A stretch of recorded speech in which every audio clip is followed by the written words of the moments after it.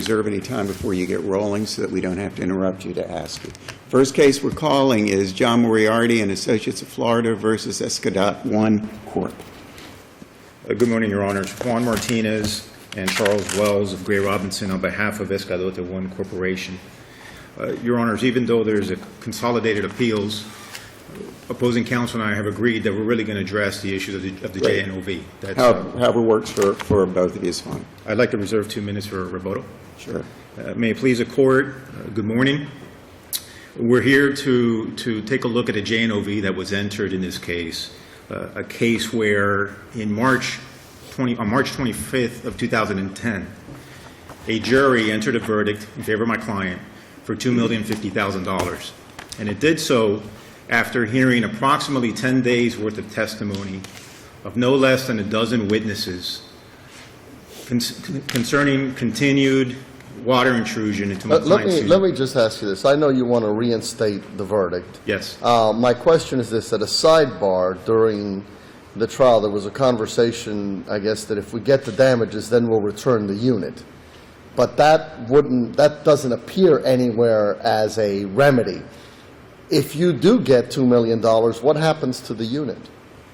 In fact, that issue was addressed post-trial, so that you're aware. The defendants filed a motion to require us to return the verdict. This was obviously before the JNOV was entered. Right. And there is simply no legal basis to do that. The jury's verdict was... So you want the damages and the unit, right?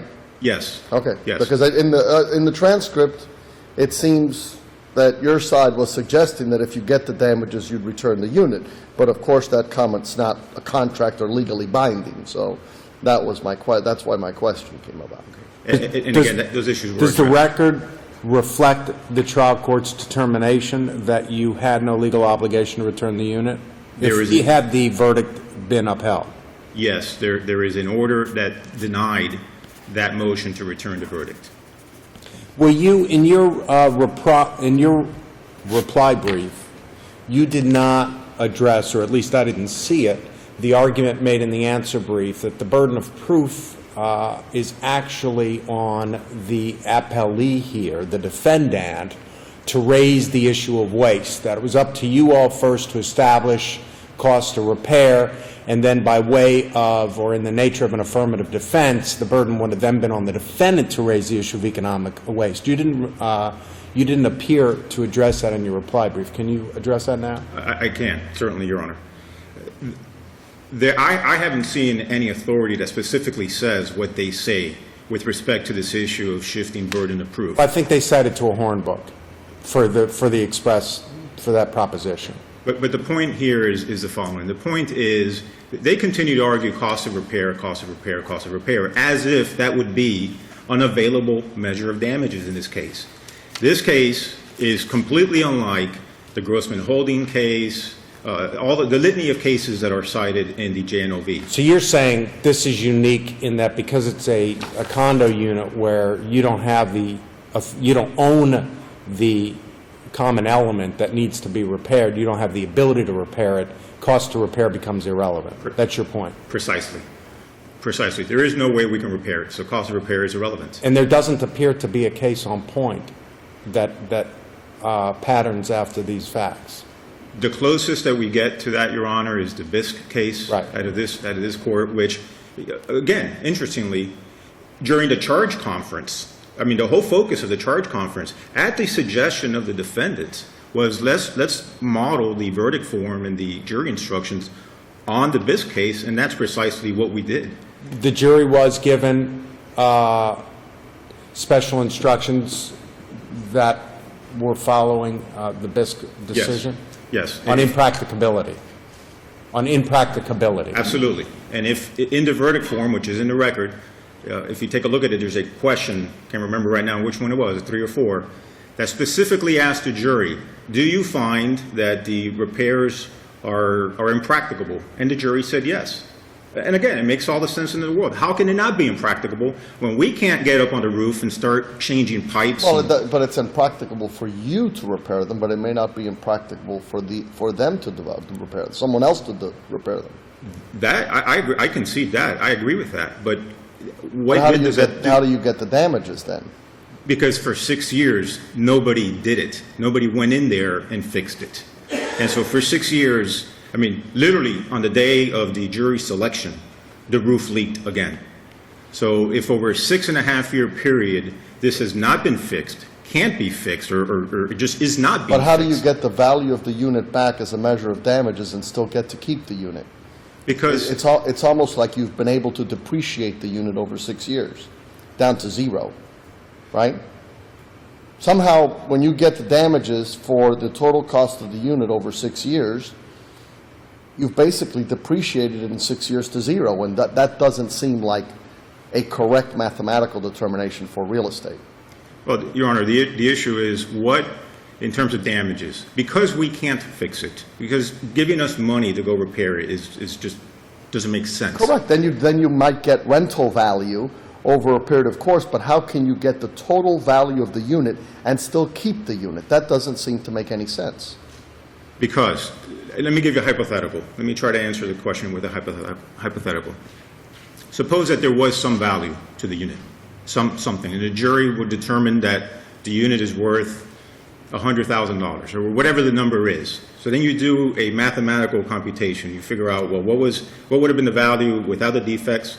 What's the value today? So you get X. Okay?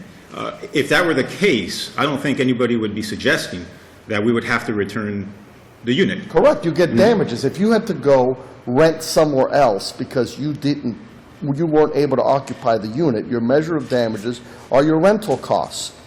And that's what it would be. You've got actual damages.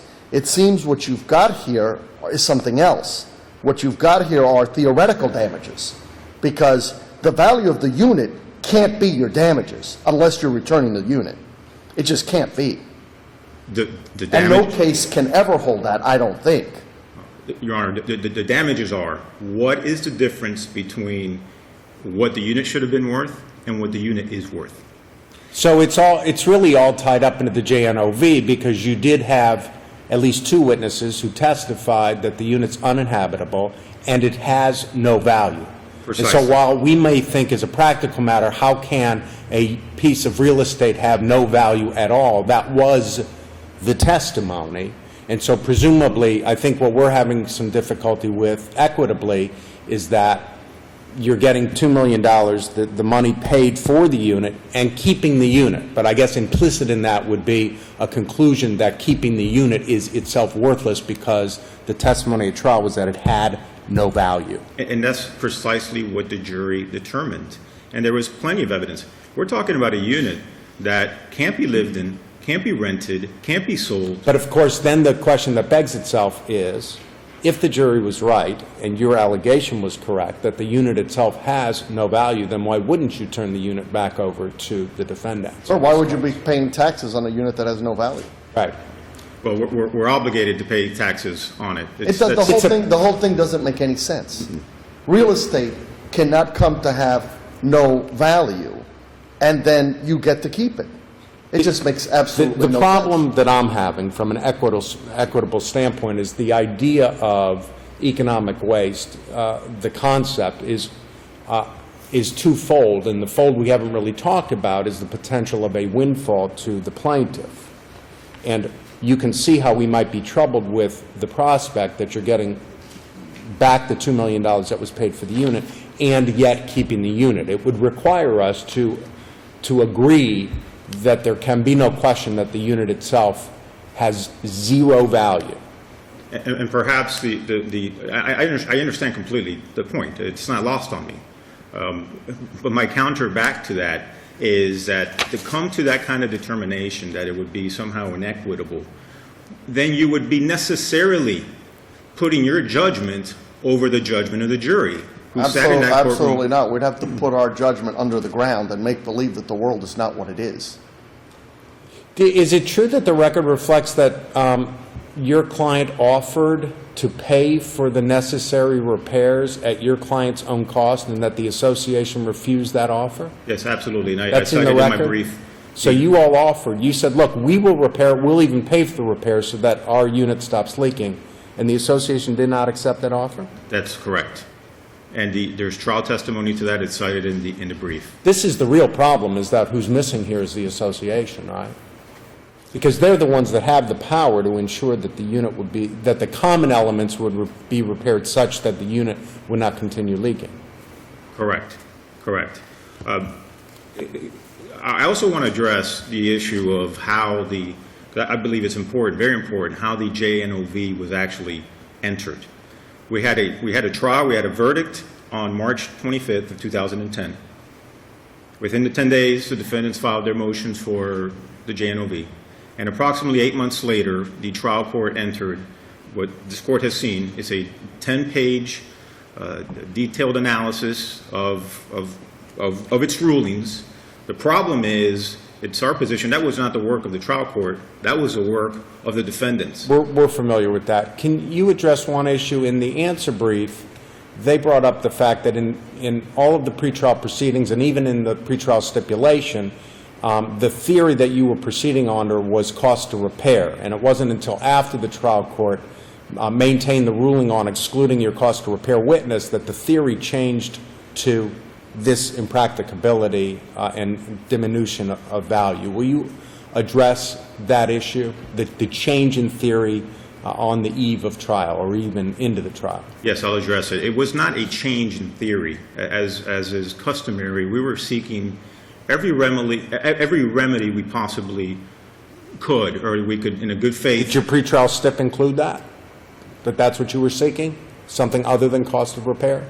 Didn't your pretrial stip say that you were seeking cost of repair damages? Yes, and also. And it did not include diminution value damages in your pretrial stip? It included something greater than that. It included a lost sale damages. It included lost rent. It included carrying costs. It included everything. But not diminution in value? Not diminution in value. But the diminution in value, though, was pled. And even the trial court, in the JNOV, the trial court says or determines that diminution in value wasn't pled sufficiently. Well, that's wholly inconsistent with the trial court's own multiple findings throughout the course of the trial. That paragraph 38 of the Second Amended Complaint clearly seeks diminution in value.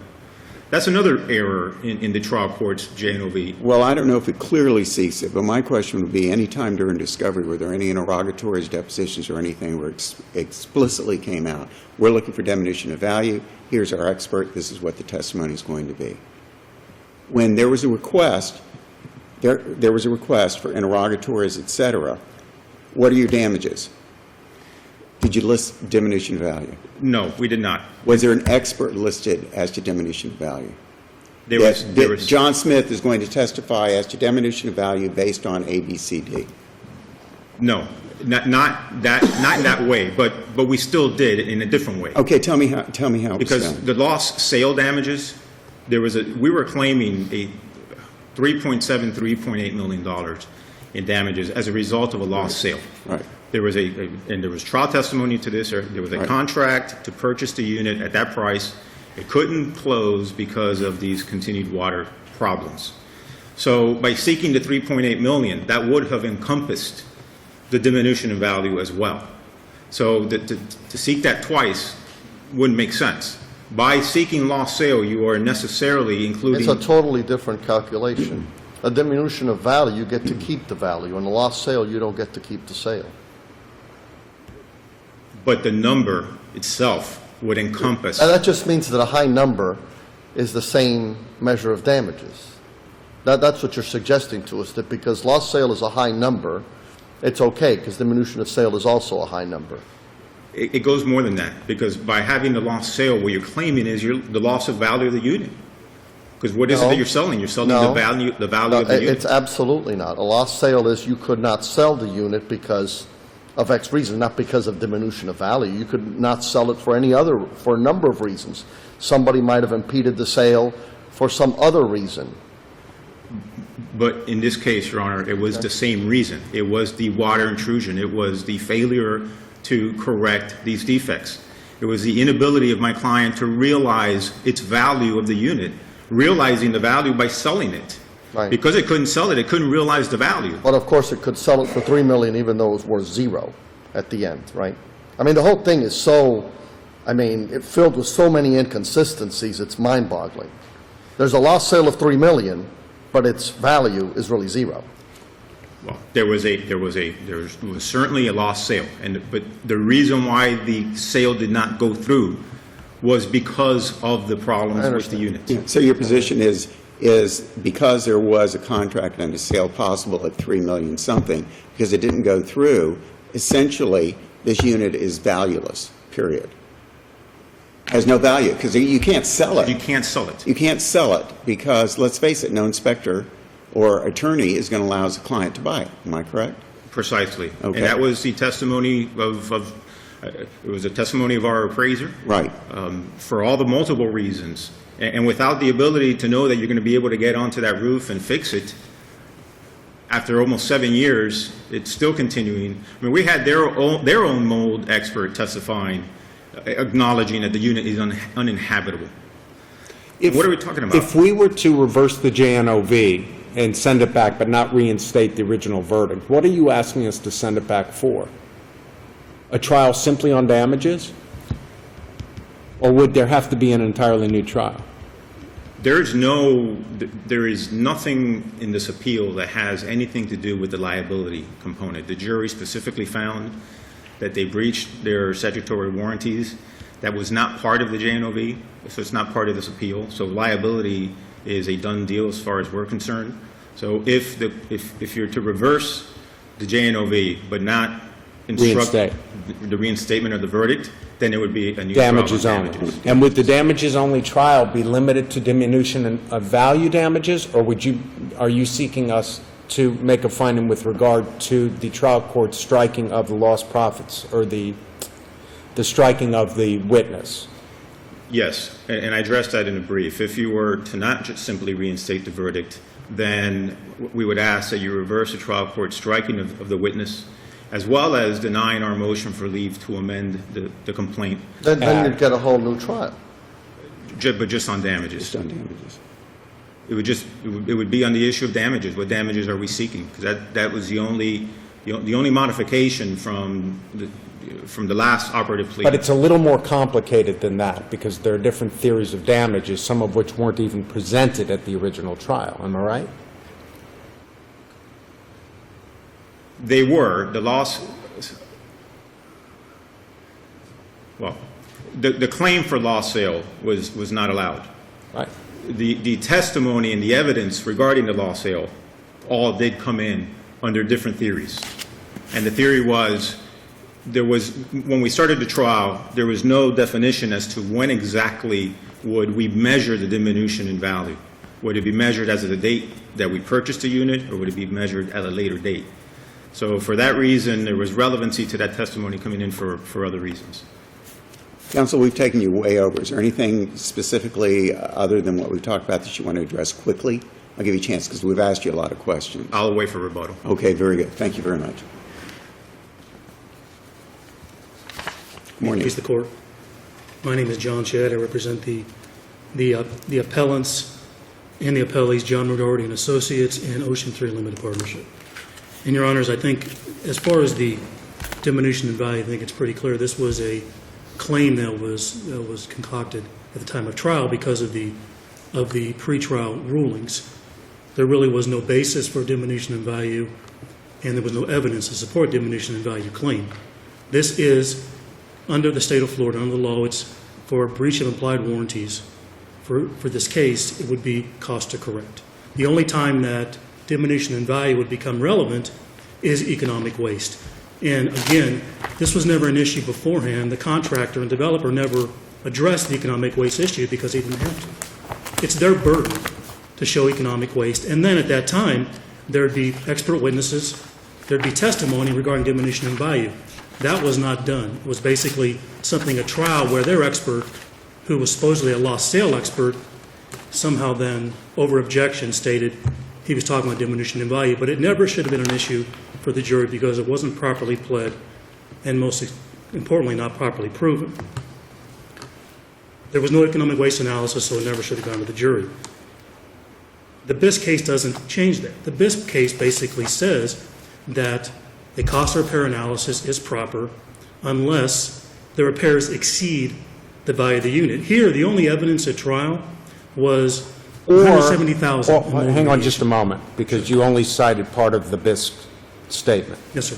It says where the cost of repair exceeds the value of the property in its original condition, or where restoration is impracticable. So there's really two different, and maybe this is the one situation where you could separate these out into different analyses, because it's not really an issue of where the cost of repair exceeds the value of the property. That's not really the issue in this case. The issue in this case is that the unit owner has no ability to make the necessary repairs to make the unit habitable, because it's a common element over which he has no authority, control, ownership. Well, he has interest, but no ownership. So you have to separate out. You want to concentrate, you want to focus on where the cost of repair exceeds the value, but BISC also talks about the impracticability of restoration. Yes, sir. And this, would you agree that they do not have the ability or the authority to make the necessary repairs? Taking the evidence presented at trial in light most favorable to the verdict, they did not have that ability. Yes, and there's two things about that. That's an association issue. Association was part of this claim. That would be the association sitting there being able to explain that to you. Or maybe That's not the sitting contractor here. issue. Actually, we don't really know how they would align. But it has nothing to do with the contractor and developer. That's not a claim that you would address against a contractor and developer. Plus, the impracticability argument is not what they're alleging. It's not saying we can't fix the common elements. That's not what they're saying? No, well, that's what they're saying, but that's not the law on it. And there's a case, the Feldman versus Villa Regina Associates, which you were on the panel, explained impracticability, clarified it, said where the damages are permanent. Not that I can't go to the common elements of above. BISC says permanency is a question of fact for the jury to determine. Absolutely. And they did. If the pleadings and proof permit. But the judge said the pleadings permitted it. But there was no proof as to permanency. There's no proof. The owner's own expert There's no proof? as to permanency. So you're None saying whatsoever. we could affirm by finding that there is not competent substantial evidence to support the jury's finding of permanency? Absolutely. The owner's expert, June Wilcott, testified all these defects could be repaired. Each and every witness said these defects could be repaired. Now How? the leak they're talking about. How could they? She went into detail. She as you remember, this was a cost of repair case. But is it by repairing the common elements or by repairing the unit? Both. Repairing the common elements and the unit. She's saying it could be repaired. There's no evidence saying these defects could not be repaired. She was here. She was deposed, and she was originally brought as a cost of repair expert, saying, Right. "Oh, of course, all these can be repaired." That completely contradicts their claim at trial of permanency. But let's assume that the way they have to be repaired is by repairing, at least in part, the common elements. The spa on top, the roof on top. Yes. That they don't own or have access to or have the ability to repair. What is a unit owner supposed to do? I don't understand how that does not make the repair impracticable for them. Because there's no proof that it's permanent. There's no proof that they couldn't do that the association can do. And again, that's an association issue, not a contractor-developer issue. But even their own experts said it could be done. Now, as far as the association not doing it, that's a whole different situation. That's not what the BIS case talks about. The Grossman case talks about. They talk about cost of repair. But that's because Grossman's a single-family dwelling. I mean, Right. there is none of this issue with who owns the property. They don't own the property that needs to be repaired. They don't have the authority to repair. Well, I understand that, but that is a new issue, but it doesn't fit within BISC or the new case, the Feldman case, talking about permanency. But you didn't cross-appeal this issue. Well, I didn't think it needed to be cross-appealed because there's no evidence of permanency. But- Absolutely none. You didn't think that it needed to be cross-appealed, you mean because the court granted the JNOV in part on that basis? Yes, because there was no evidence. The court had a number of reasons, and I'll go through with them. There was even if you have a question, you're struggling with permanency. Okay. There's two other reasons why the JNOV was proper as to Okay. diminution of Why value. don't you tell us those reasons? There was no evidence as to the value of the unit. No proper admissible evidence as to the value of the unit. The only evidence was the owner's personal opinion, which a personal opinion is not evidence. The owner, at trial, never said it before, even though at the time that he's alleging there's no value, he had listed this property for $3.7 million. Isn't that a question of fact for the jury? No, absolutely not, because it's not admissible, and we objected to the owner being allowed to testify because the owner's personal opinion is not evidence. But on redirect, wasn't he qualified under Mercury and he gave an opinion without objection?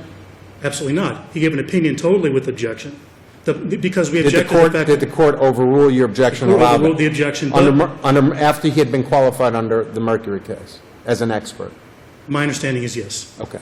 Okay, but what happened, the law is very clear on this, and it's in the answer brief.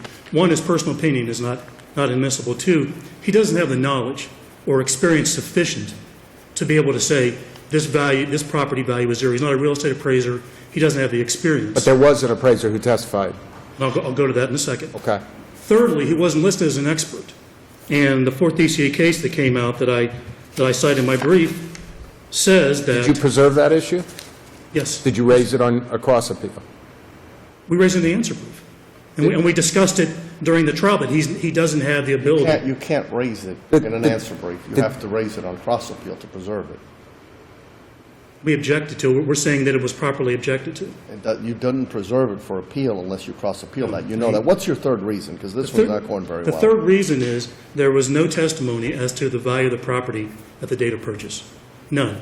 We stipulated to the value being $2,050,000, the purchase price. But under Grossman and under numerous cases that I cited, there has to be testimony as to the value of the defect at the time of purchase. Meaning, there has to be value at the time of purchase, it was $2,050,000, and at the time of purchase, there must be expert or other admissible testimony showing the value of the property.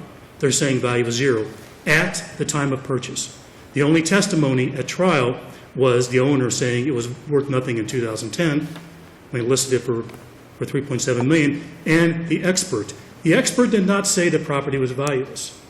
The expert said that based on his hypothetical, which was not in evidence, which is inadmissible, that the property could not be sold. He didn't do any appraisals to show if there was other property that was similar with leaks. He did nothing to give any determination as to what possibly could be sold or couldn't be sold, but it's very clear. No one gave testimony of the value of the property with the defects at the date of purchase. And that is fatal. The Grossman Holdings case and the numerous cases that I cited state you have to show the value of the property at the date of defects. So that's 3 strikes. Date of purchase. Date of purchase. Yes, that's 3 strikes. So under any of those scenarios, it wasn't properly pled or proven, there wasn't evidence of permanent damages, there's no proper testimony as to value of the property, and there's no, even if you say there's proper testimony, there's no value at the time of purchase. So under any of those 3 scenarios, the JNOV should be affirmed. Okay, and if we do reverse, would we reverse only for liability or for damages and liability? Well, it would be, if you reverse, they're asking for the judgment to be reinstated, so the judgment would be reinstated. Let's assume we don't do that. Well, it depends on the other issues. The other issues are the lost sale and Those are damages issues. Those are damages Under issues. any circumstances, will we reverse for liability? Well, it would depend. It would depend on the issues, because I think with the lost sale, there has to be an analysis of whether there was actually a sale. And that's very interesting, because the lost sale they're talking about in the record was a letter of intent. It wasn't a contract. There's issues regarding whether they properly maintained. But that's a damages issue anyway, right? It's a damage issue, yes. So So in reality, yes, it would be a damage It issue. would be strictly damages. It would be strictly damages, but there should be no reason, and I'll go through it very briefly if I could, that the fact that the claims were properly excluded. First of all, the claim for lost sale was waived. The asking to address it in front of this court because there's no proffer. As to what exactly the lost sale would have been, there was a letter of intent, would have been cross-examined. This is not a sale. There was questions regarding the potential buyer, his relationship with the owner, but all that was waived because it wasn't proffered. It has to be put in evidence, and there has to be actually a ability to cross-examine that exact issue. The same with the cost of repair. The owner saying, I should have been allowed cost of repair. There was, in his motion 6 months earlier, he's stating that I'm entitled to cost of repair. He tried to amend a trial. He didn't provide the contractor, who would put proper testimony before. He didn't provide any information showing the actual expenditures. There were none. There were no actual expenditures. There has to be a proper... Now, cost of repair just doesn't make sense as a theory of damages from the plaintiff's standpoint. Well, it's interesting that when they say they couldn't repair it, they supposedly have a $500,000 cost of repair, so it's very consistent. But the fact of the matter is, they waived the ability to bring it up in front of you because they didn't proffer it. And it really is an issue that shouldn't be addressed, because when this case went to the extended trial division, there was an agreement. All discovery is complete. We waive any further discovery. Now they're saying, well, come on, we need more discovery. We're having a huge new damage claim that we didn't tell them about before. We agreed to go to the extended trial division, and now we want these damages. So these claims for the lost sale, the carrying cost, the cost of repair, as you're well aware, are under an abuse of discretion standard.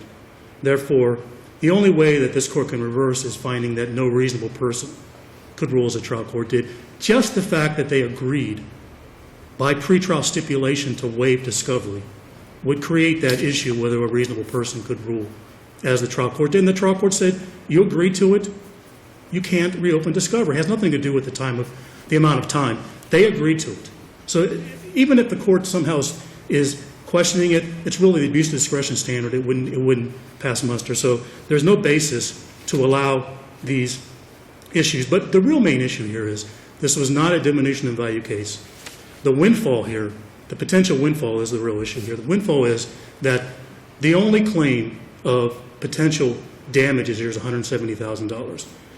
This plaintiff would be entitled to keep this property and potentially fix it for a very limited amount of money, plus get $2,050,000. But do you agree, no one lived in the property for 6 or 7 years before the trial began, and there were, under the evidence in the light most favorable to the verdict, 6 or 7 years, nobody ever lived in the unit, it was uninhabitable by the testimony given, and it continued to leak. And every time they emptied the spa above, or every time there was a heavy rain, it continued to leak, there was mold, and no one can live there. So maybe it is uninhabitable, and maybe it is worthless, and maybe anyone who owns it is actually losing money because they're paying taxes on it. Well, I disagree. There was a choice of the owner. The owner lived down the road. He lived down the road in another condominium. He made a choice not to live there. And if I may But finish. it was not disclosed, the leaks were not disclosed to that purchaser or the previous purchaser until after the appellant purchased the unit. Is that true? I'm not sure if the leaks were disclosed before him, but there was discussions about fixing the leaks when Darren Sharper was there. I don't know that. I'm not going to answer yes or no, but I know there was issues because they actually sued Darren Sharper. And so there were some issues regarding the leaks. But You mean the previous owner, the previous owner. who yes, also didn't live there? who also did not live there. So no one's actually ever lived in that unit? Right, but the construction wasn't completed up until 2005, 2006. The mold remediation is what they're talking about. They could have spent the money to remediate the mold. You're saying it's uninhabitable. That's a totally different I'm issue. saying they're saying it's But uninhabitable. by choice. By choice, they didn't fix the mold. Now, let's go through the one issue regarding the leaks. Let me ask you a question. Sure. What would be the point of fixing the mold if you had a continual leak? Well, there wasn't a continual leak, and let me explain to you that the final leak they're talking about, there was a roof test at the day of trial, where the water was on the entire roof. Right. Okay, I'm not sure how, but it was pretty Right. pretty deep on the roof. For 24 hours, it didn't leak. Okay, at the end of the 24 hours, when they were pushing the water off, there was a tiny leak which can be described as taking water in a straw and putting it on a piece of paper, when letting it trip. That's the leaking they're talking about at the time of trial. That's it. Okay, as far as anything else, this property was watertight. So the That's allegation. in the light most favorable to your client. Well, agreed. In the light most favorable to them, we have, after 24 hours where no leaking is when they're pushing the water off, there is a drip from a straw. So that's what we're talking about here. So the simple fact of the matter is, this, in the light most favorable to them, the leaking was minuscule because the roof test showed. On that day. On that day, which is on the day of trial. But the property was not completely finished by the owner's own choice. Again, we're talking about issues that deal with really habitability, but it's really, they didn't prove any of their diminution in value damage. They didn't prove them in any way, shape, or form. Even if the permanency issue was a question, there's no testimony as to value. And none of the other damages should be admissible under the abuse of discretion standard. And very quickly, I know I've gone over, but as far as the proposal for settlement is concerned, very quickly, proposal for settlement was simply, it said all claims, but it was between the contractor and the owner. The voluntary dismissal was to the contractor and the owner only. Only the contractor's claims would be dismissed. The trial court seemed to find an ambiguity in that. Was it specific about that? Absolutely specific. How was it specific? Because I didn't see it. I'll be perfectly honest. I didn't see it as being specific. It's in the briefs. It says dismissal as to the contractor only. Okay. It said voluntary dismissal. It's in the Oh, the briefs. voluntary dismissal as to the contractor only. Right. But wasn't there something, and correct me if I'm wrong, I mean, wasn't there an ambiguity in there that you were going to have the court make a determination how to interpret it? Absolutely not, because the claim was all claims, but the claims, the only person in the proposal for settlement was the contractor. It wasn't the developer, it wasn't the association. The owner's claims are, wait a minute, if this voluntary dismissal is entered and put into the court, somehow the association or the developer can say, wait a minute, our claims are over. There's case law in this district saying that you can't do that. The only person entitled to be able to benefit from the proposal for settlement would be the parties to the proposal. The parties were the contractor and the owner. So there's no, this ambiguity is a losing side trying to nitpick. So your argument is paragraph 2 of the proposal settlement really refers strictly to the two parties, period. The whole proposal only goes to the two parties, contractor and owner. And there's no way that an owner could say, I'm using this settlement proposal as evidence. That's barred. You can't do that. So the only thing that would be in the record, if this proposal were accepted, would be the voluntary dismissal as to the contractor only. Gotcha. So there's no dispute. This is unambiguous, and there shouldn't be it's de novo, so it's something that this court can determine without the trial court's assistance. And again, that's an issue I think that should be absolutely in the contract. Absolutely, taking you way over. Is there any other questions you have for me? Thank you very much. Thank you. Counsel? Let me ask you this. This case is not that old, as cases go. Why wouldn't you want the ability to amend your complaint, redo discovery so that you can have expert witnesses, and get us to the place that this case can be resolved? My concern is this. If we were to reverse and send it back for a trial on damages only, you would be very hamstrung in what you can show and prove just by virtue of your complaint, your allegations, your pretrial stipulation, and everyone might be better served by reversing it back and allow discovery and allow amendments. Just a suggestion. Your Honor, my client has been dealing with this misery for a while, since December 2003. You would prefer just to go to damages, no matter what limitations your client might be subject to? Well, we would. Because if you didn't plead it, you can't get it. You understand what I'm suggesting to you? If you didn't plead a certain relief, you can't get it. I would ask that we be allowed to plead it. And all we're talking about is just Well, that's the a different damages. thing. If you plead something, then you've got to have a trial on it. And you've got to start all over again. That's why it's a very difficult situation that you find yourself in. To have a trial on damages only, If this panel, if the conclusion of this panel is that in order to assert the alternative remedies, such as lost sale, carrying costs, lost rentals, would require then the complete reversal and to reopen everything, including discovery, then obviously, yes, I'd rather have that. that's what I wanted to than get be to hamstrung. because of the previous question, because I believe at the state that this case is in, even though I understand it's old from your client's perspective, it's not old from a legal perspective. We see cases that have been around a lot longer. I think you would be limited on a trial on damages only, and maybe unfairly limited. I understand. That's why I Totally said- understand. If I can adjust real quickly, some of the issues just on the JNOV to rebut Mr. Shahady. This whole concept of there not having been sufficient evidence to tender this to the court, to the jury, the trial court itself disagreed with that during the trial. And I've quoted in my briefs, pages 17 and 18, I don't want to take up time reading it here, it's in the brief so you can read it, but where the trial court actually disagrees with Mr. Shahady and says, how can there not be enough evidence? This thing is leaked, and it's been leaking, and this guy hasn't been able to move into the unit. So that's a tremendous inconsistency between what appears in the JNOV and what the trial court's rulings during trial was. They cite a case in their briefs, which I highlighted back in my reply brief.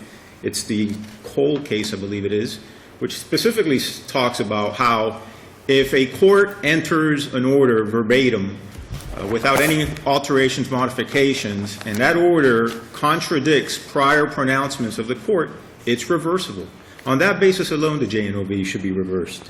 With respect to the issue of the measure of damages and whether there was sufficient evidence to say that on the date of sale that the unit was worthless, well, first of all, I raise in my brief, I don't believe we should be held to having to prove that on the very date of sale it was valueless, because we're not here on a breach of contract claim. We're here on a breach of statutory warranty claim, which has a 3-year warranty period.